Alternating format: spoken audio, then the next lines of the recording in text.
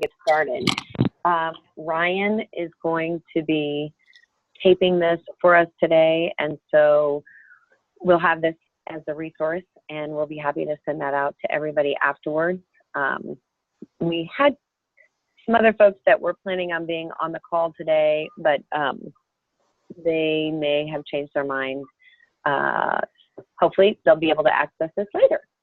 But welcome, welcome. I'm just wanted to say thank you to new teachers and former teachers who have been a part of the competition in the past, and everybody's interest in being part of the competition and using the portal this year. So I have Ryan Harkleroad on the call. And Ryan, if you want to go ahead and start taping our session now, that would be awesome. Ryan is going to be your primary contact at Project Lead the Way if you have any questions or students have a problem or something like that. You're always welcome to reach out to both me and or Ryan. I usually pass on any of the technical questions directly to Ryan, but sometimes I have a moment where I can figure it out on my own. So just by way of introduction, I did want to give you a quick overview of the innovation portal as a platform. So this was developed in 2010 as a way to electronically document and share a student's capstone work.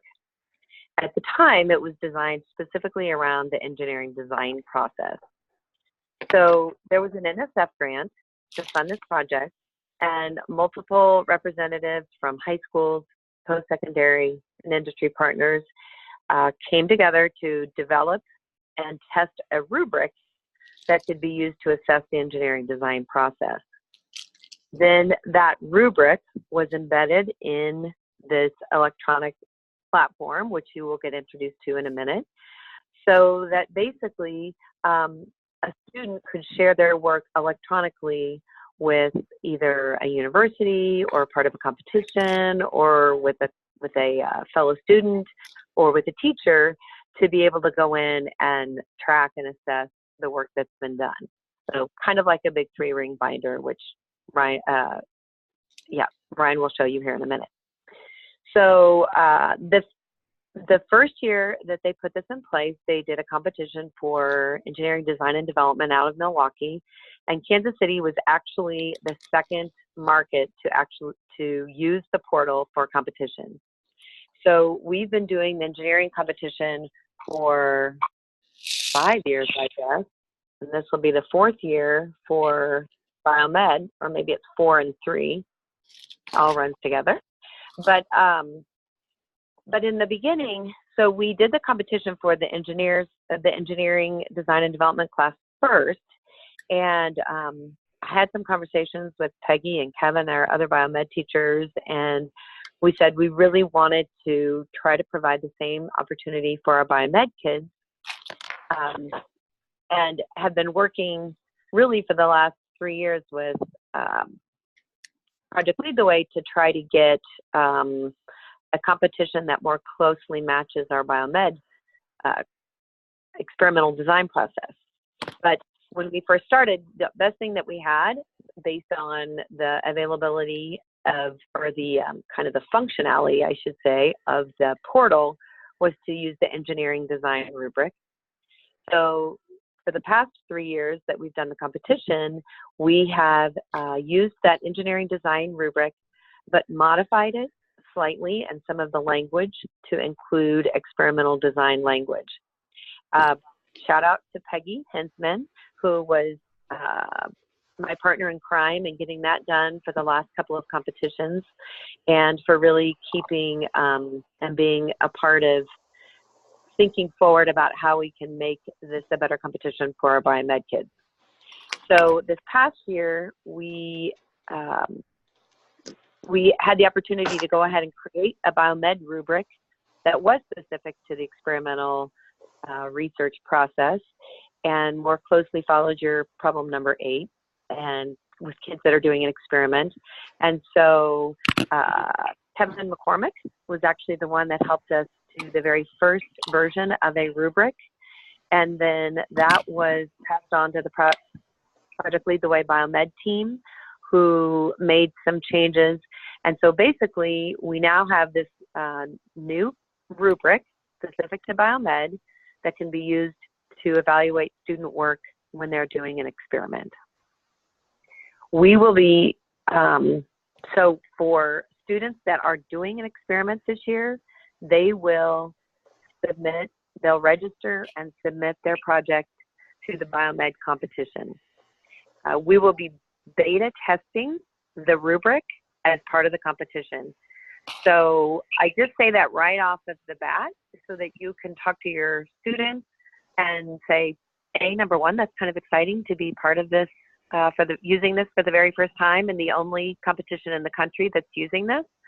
I also say and hope that everybody will be patient and understand that we're building this kind of as we go and testing it, and we fully intend for there to be some changes and updates, and we look at all of you as our partners in that.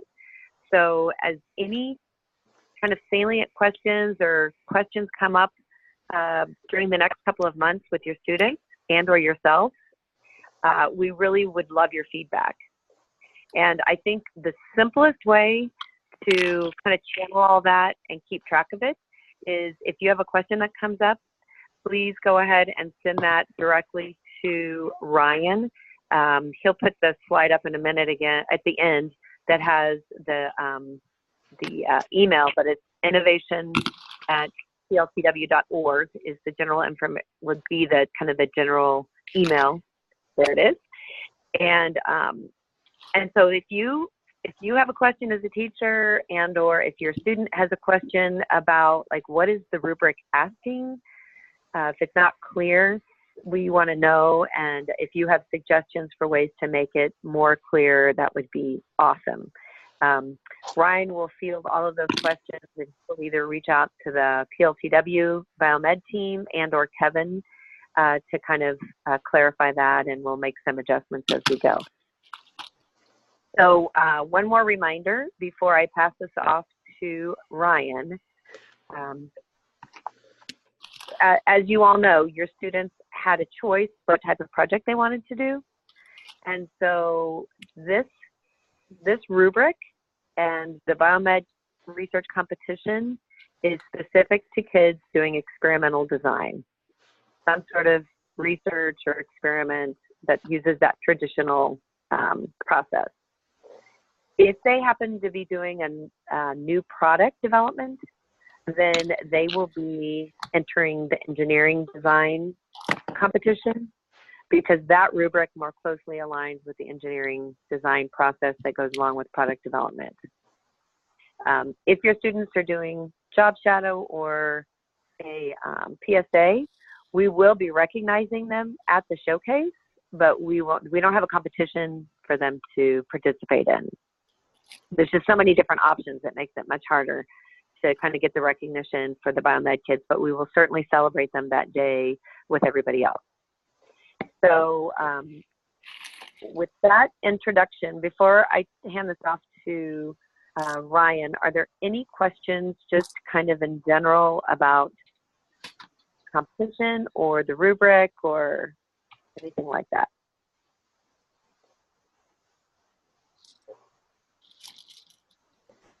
Okay, so I'm going to turn this over to Ryan, and I'll just ask everybody else to, I think, Ryan, you can either mute everybody, or if everybody wants to just sort of mute yourself during his presentation, and then at the end, he'll pause every once in a while to ask for questions and that type of thing, and then we'll go from there. So thank you, everybody. Thanks, Ann. Yes, thank you, Ann. Real quick, Ann, can you hear me all right? Yes, I can. Perfect, perfect. I always like to make sure I'm coming through. So thank you and welcome, everyone. Happy Tuesday afternoon. I know the first day after a holiday break can be a little hectic, so thank you for joining us today. I do greatly appreciate it. As Ann previously mentioned, I'm just going to kind of do a quick overview of the innovation portal. I will stop to answer any questions that you might have. However, if you have any questions, don't be afraid to unmute yourself and just ask those, interrupt me. I'll be more than happy to answer those as we go too. So I don't want you to forget that question that you have because we do have a relatively small group with us today.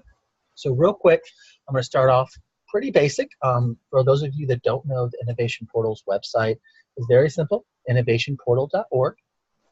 So when you go to the website, if you do not already have an account, you will need to create an account. It is an extremely easy process. You'll notice right here in the top right-hand corner, there's a login icon. You just would simply need to get out of that. So if you do not have an account, you would click the register icon. And then it takes you here. Clearly, you will want to choose student or teacher to select when you're creating an account and fill out this basic information. It is extremely important as being a teacher to ensure that you get the right access to when you select grade/professional level, you are choosing K-12 teacher/instructor is what you're selecting, and you're not choosing like 12th grade because maybe you teach 12th grade. But when your students go through, you clearly do want them to choose the adequate grade that they are taking. Again, real easy information, agree to both these terms, and register. That will automatically generate an email to go to that individual's email address. And within that will be a link. You'll click on that link, and then it will allow for you to set a password. The parameters for the password are a little bit tricky. It does require capital letters, a special character. So just be aware of that, but that is always there. And I always like to point this out as well. A lot of times your students might forget their passwords. We do have a forgot password link here as well. So I'm going to go ahead and get logged in. And just so everyone knows, I am logging in as a teacher account, not a student, but it's the same access. So what I'm going to be showing you will be the exact same access that your students will see as well.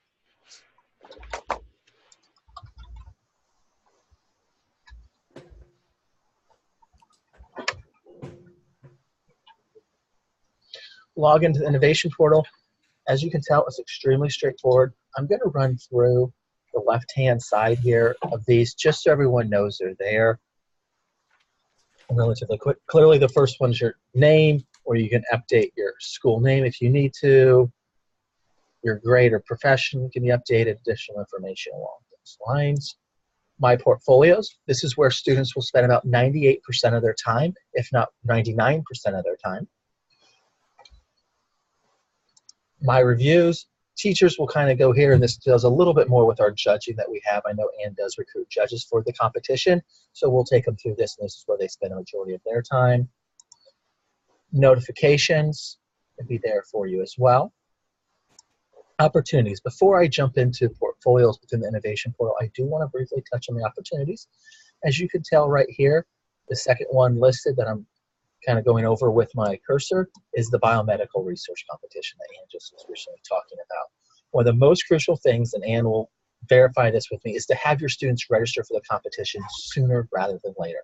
Registration is currently open, and we do highly encourage your students register now because that helps Ann forecast the number of entries she's going to be having, so she kind of knows how many judges she needs to recruit. So that's why it's important that your students do register.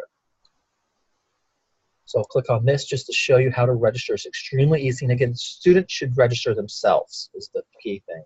And correct me if I'm wrong, Ann, each student should register for the competition. So if there's a team of 4, all 4 students should be registering. Is that correct? Yes, that's correct. Okay. And I actually checked today, and I currently only have about 23 biomed students registered.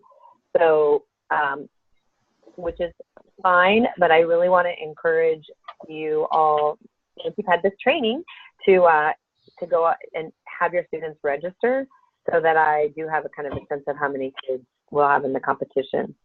It's a little bit tricky right now because you're going to start getting reminders from Terry to register for the showcase too. So there's 2 registration processes. One is for the students just to come to the showcase, and the other is for them to compete in the competition. Registering for the competition does not mean they have to submit. It just means that they are planning or thinking about it, so that I can then send them communications directly. So, yes, but have everybody register individually. Thank you. So again, here are some details about the competition. So this is going to be a little bit tricky. So I'm actually going to go back here. It's showing me that I can't register for the competition because I'm currently in Indianapolis. So I'm going to change this real quick.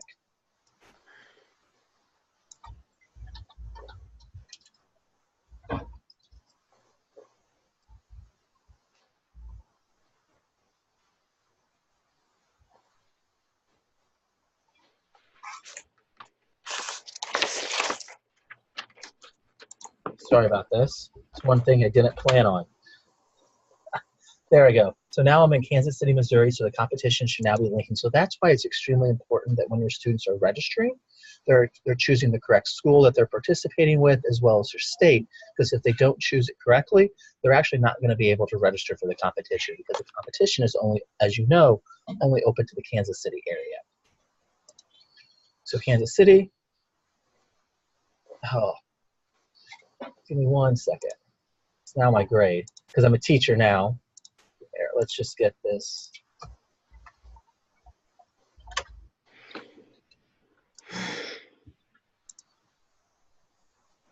There it goes. So again, that's extremely important that students are selecting the correct grade level as well as they're at the school that they're in Kansas City. And Ann pulls that confirmation to that information so she knows what schools have registered, so she reaches out to those teachers. So that's another reason why it's important. But again, when teachers are ready, when students are ready to register, you want to go ahead and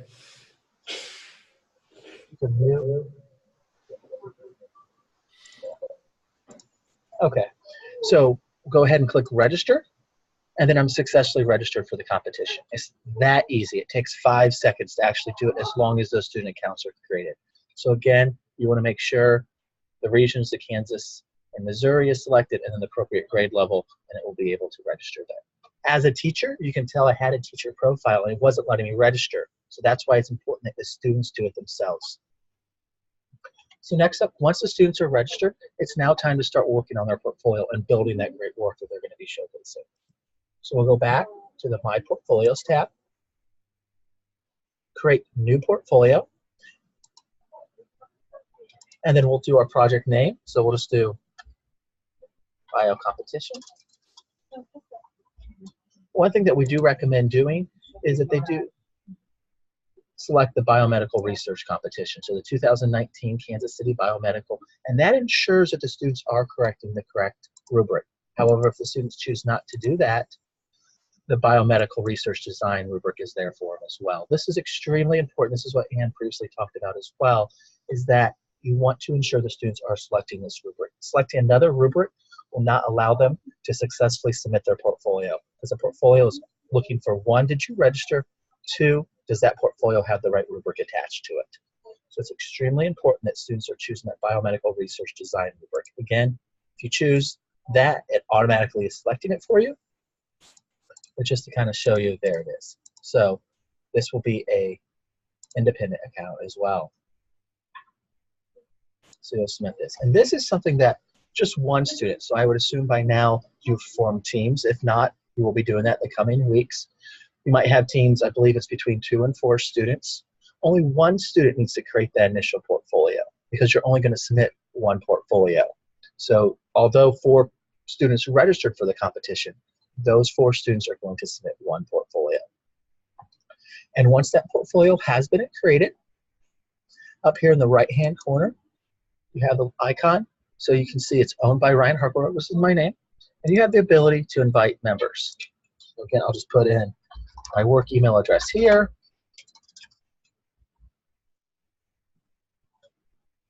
Type a message, and then if this is a group member, so this is obviously one of those 4 team members, you want to go ahead and select give them the owner rights, and that'll give them 100% access to the portfolio. Just simply invite them, and then on my personal email, my work email, I would receive a notification asking me to join that portfolio, and you would just simply select yes. And that would show up under my notifications here. So that's where that would show up. And again, they want to go ahead and add all of their team members back to my portfolios. So they would add all of their team members here. And then for you being a teacher, I would assure that all students invite you as a viewer. That allows for you to kind of constantly be checking up on the students' work but doesn't allow for you to make any changes. So you can see, yes, group 2 is moving right along. Group 1 might need a little help. Maybe I need to get on them the next day at class and kind of give them a little bit of additional resources. So make sure that they do invite you as a viewer to all of those portfolios. Yes, I can share, we do have some biomedical teachers on the course, on the call right now. It is a little bit much getting all those emails and going through and making sure all those notifications are there, but this is the best way to assure that you'll have access to all of your students' work. And you can kind of follow up with them, make sure they're progressing, as well as kind of grade them as well with that project. We've gone through, all the students have been added, everyone's in there. Now we can actually start doing the meat of the project, start working on our project. So you'll notice up here in the right-hand corner is the edit icon. Click on that, and it will load for you. As you know, the first page is the cover page. This is very similar to that 3-ring binder that Ann previously was talking about. The first page is just like going to be that front page of that portfolio. So here would normally be a picture of the team members, their class, maybe their team name, their name, class, a little bit of information about their project, just like a little teaser, essentially a cover page would be there. So here students have the ability to bold text. I'm just gonna, obviously I'm not gonna get too creative with this at this time, but they can bold this. They have the ability to center, make it bigger. Make that, oh, here's my size. They can make it bigger. Field, they can also input pictures if they want. Right here's the picture icon. They can drag and drop pictures in. They can insert videos, all of that. So this is the title page or cover page. So then we'll move on to element A. One of the great things that I truly think makes the Innovation Portal truly resourceful for students is right here on the right-hand side going to be what a 5 is and kind of the explanation behind of a 5. Explanation of what a 3 is in there, as well as a 1. Now you'll see here there is the scored element examples, as Ann previously talked about. This is a brand new rubric, so we don't actually have any examples yet to share with you on what a 1 looks like or what a 3 or 5 looks like, but you should be able to get a good idea. The students can access this, read through this, have a good understanding of what a 5 is and what's taken to receive a 5. 3 and 1. So again, that's there. And you'll notice that was just element A. I'll go back here. That's just element A, what they're looking for in the 1 through 5 scores. So you go to B, this next element and next section as 1, 3, and 5, and those are all there. And I do believe that Ann provided you with a PDF of the rubric, so you can kind of print that off or look at that deeper instead of just through the Innovation Portal. I do believe she'll be sharing that with you after this call as well, so you'll be able to, if you maybe displace that or deleted it by accident, you'll have that rubric in a PDF version so you can easily access it instead of going to the Innovation Portal and looking this way and seeing what a C is or seeing what a 5 is for the methodology. And as you can see, each column is going to have the edit icon. So there, students have the ability again to bold. All those functions are here. The editor got revamped this year, and we really were going for the feeling of what you see is what you get, or a Microsoft Word feel to the editor. So before it was a drag and drop, we've moved now to a Microsoft Word feel, where you can drag, or you can kind of what you see is kind of what you get. Students can also copy and paste content in here, put formulas in here. There is a save icon here. All work within the Innovation Portal is saving about every 15 to 30 seconds, but we understand students are putting all their work in here, and they've been trained to always hit save. So we wanted to make sure that icon was there.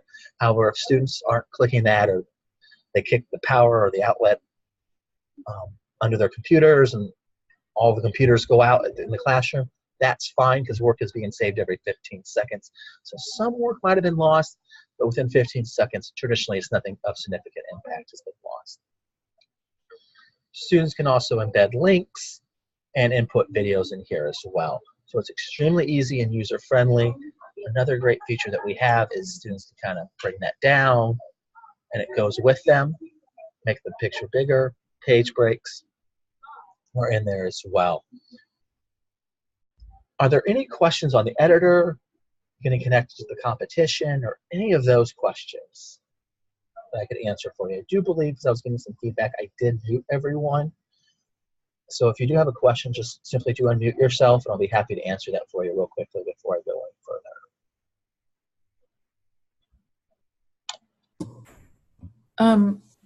Ryan, I just had a couple of points of clarification. This is Peggy. Yeah.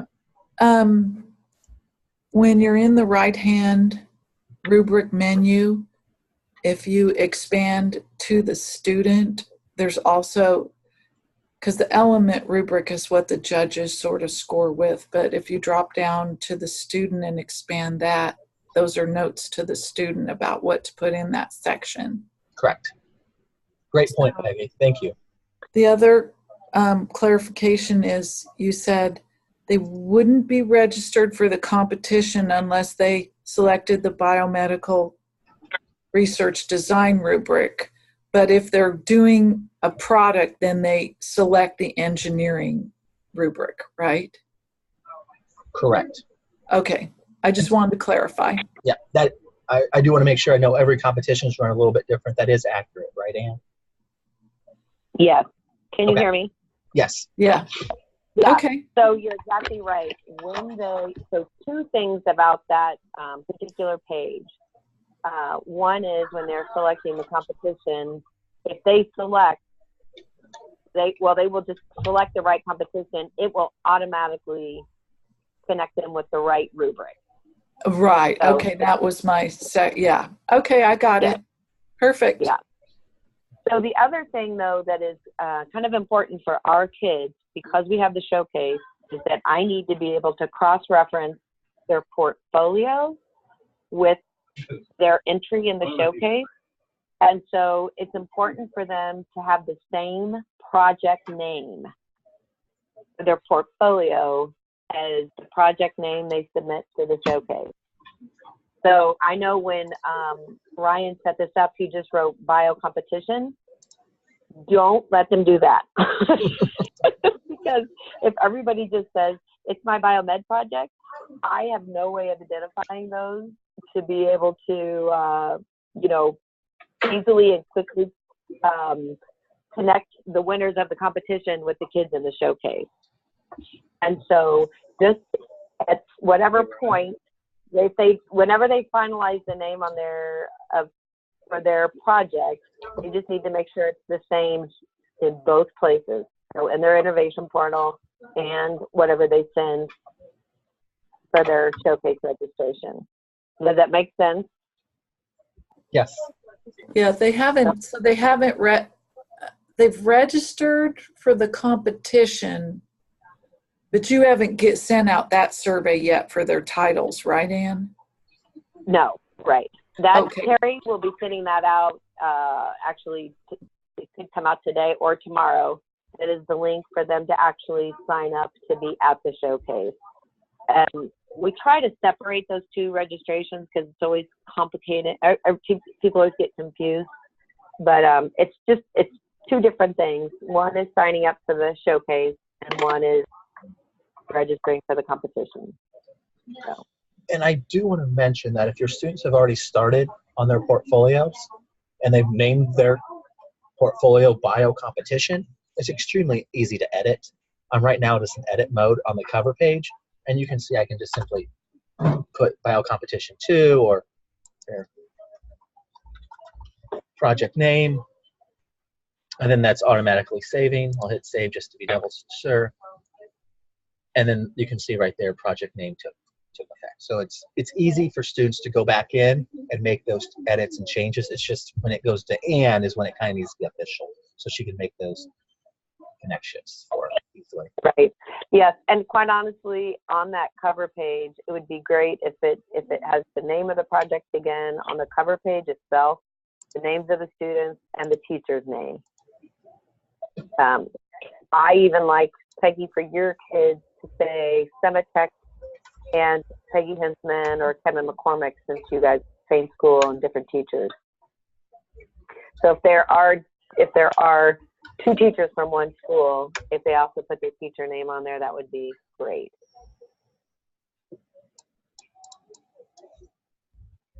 It just helps me at the end when I make sure everybody is all matched up. So thank you. Okay, so just I wrote that there just so everyone can see that, as well as in the recording can see that as well. Great. Okay, any other questions? That was a great question. Thank you for bringing that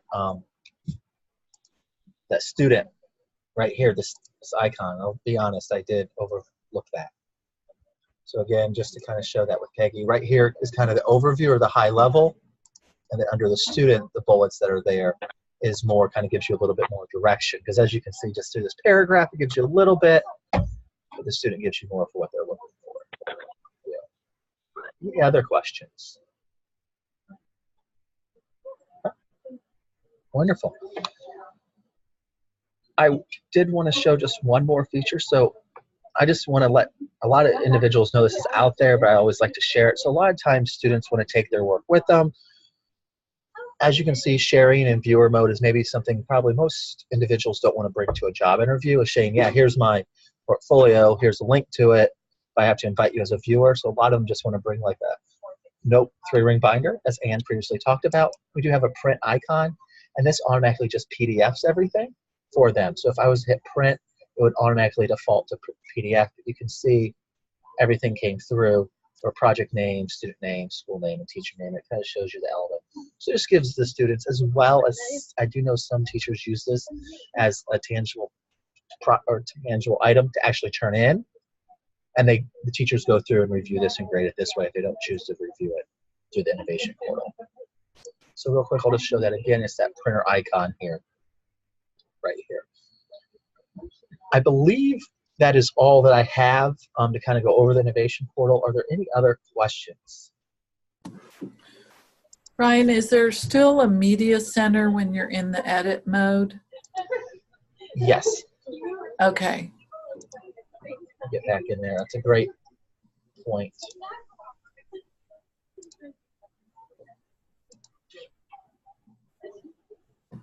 Actually, I do apologize. I was mistaken. The media center was removed. We moved to the new format. So it's not, if you click up there on that right hand icon again, it's not there?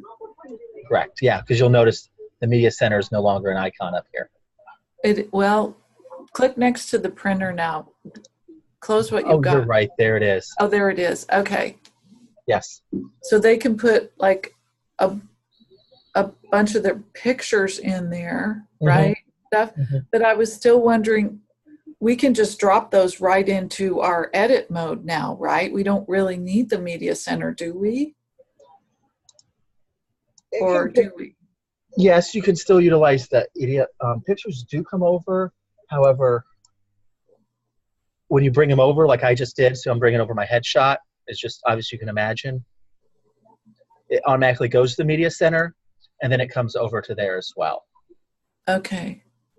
Yeah, that's a great point to feature. So that's another great thing that was added, is the ability to kind of drop and drag photos in. Thank you. No problem.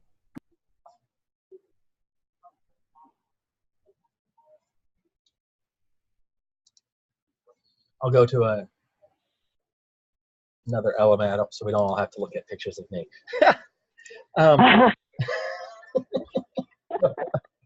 Well, and I do want to just that's a younger Ryan as well.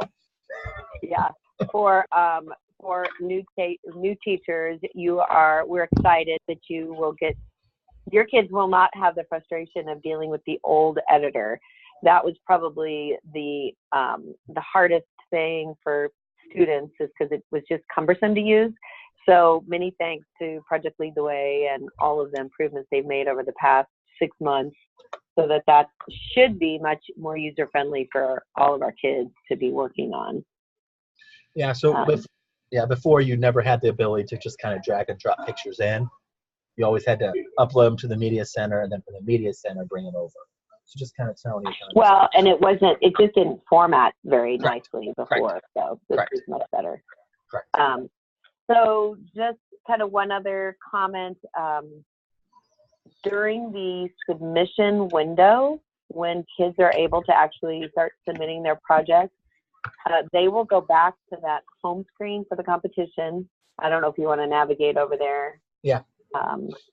Great. They'll go back to the home screen, and during the submission window, which is 2 weeks, there will be a little button in the bottom right-hand side that says submit. And they just click on that, and it will automatically submit their project. If they set it up so that everybody, let's say there's 2 people working on their team, if everybody is an owner, or both kids are owners on the portfolio, either one of them can submit the project. So I think it's easiest if you just make sure everybody is set up as an owner, and then if somebody happens to be out of town, there's not a problem. We have run into that as an issue in the past. So they just submit. Yeah. So then the other question that generally comes up is they'll say, can I submit the project but keep working on it?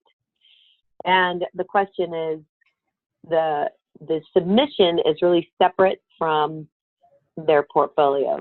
So what happens when they submit is it kind of takes a snapshot of their portfolio at that point in time, and that's what goes to the competition. So if they continue to work on their project just for their class, they can work on their portfolio, but any changes after the submission do not go to the judge. Because it's basically, once they submit, then it's kind of a final copy comes to us. But the portfolio access to the innovation portal is completely open to the student all the time. And even after their class is over, this is a place that is independent of Project Lead the Way, and it's really just a place that they can have any project that they want to put out there. It's free access to them, and they're happy, they're welcome to do that. The one comment I will make about when they set up their account and or managing their account is, if they want to use this on an ongoing basis, I highly recommend that they use a personal email to set up their account. That's not their school email, because once they graduate, their school email goes away, and then all of these accounts are connected to their email. So it also makes it easier for me after they graduate. If, let's say, they happen to win the competition and I need to get in touch with them for additional information for their scholarship, then it's just better for me to have a personal email address for them so that I can contact them. If for some reason the student doesn't want to provide that, that's certainly fine, but it does make it a little less confusing if we don't have to get additional emails down the road. And students, if you have, I know every school is a little bit different. If students can't access personal email accounts at schools, that's fine. They can utilize their school email addresses, and they just have to simply go click on here, edit, and right here they can change their email address. So they can use the school email address, and then when they switch over and they want to take that work with them because the school email address is going to end or be shut down essentially because they've graduated, they can just update it there. That's one thing to focus about. But like Ann said, it is important though that they use, if possible, it is great to use personal email addresses, but I know that's not feasible with all schools. Right. Well, and it's just the email that's connected to, I don't, as long as it's an email that they check on some type of regular basis, that would be, they could still use it. I don't know that, I guess that would be a problem, but the reality is you only need to use the email as your login when you're logging in, but it doesn't, they wouldn't actually have to access their email at school. Does that make sense? Yes. Okay. Or if there's any questions about that, just have them check in with me. It just is easier. Okay. Are there any other questions that folks have?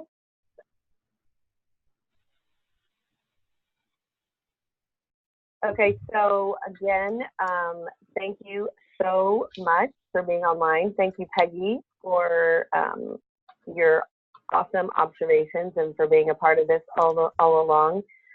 For any new teacher that's online or somebody who might be listening to the YouTube, Peggy and Kevin have both had many students that have been part of past competitions, and they are pretty comfortable with using the innovation portal. So I'm sure they would welcome, if you have a specific question to them that's sort of teacher related, that would be great. If you do have, but if that happens, and if it's something that you think we could all learn from, please do send your question to that innovation@pltw.org, because I really do want to try to pick up on and refine any issues that we have with either the rubric or the process. So any question is fair game. Please forward it our way. And then we will kind of be in touch along the way if things come up that we think will be beneficial to share with everybody. So I just thank everyone for your patience with doing this for the first year with the new rubric. Many thanks to Peggy and Kevin and to Ryan and the team at Project Lead the Way for getting this going. And best wishes to all of your students. I'm really looking forward to seeing the projects this year and the competition. Thanks, Anne and Ryan. You're welcome. And I'm going to stay on the call as well. I'm going to stop the recording, but if you have any initial one-on-one questions that you didn't want to ask to the whole group, I'm going to stick on. So feel free to stay on and ask those questions as well. Okay. All right. Thank you, everyone.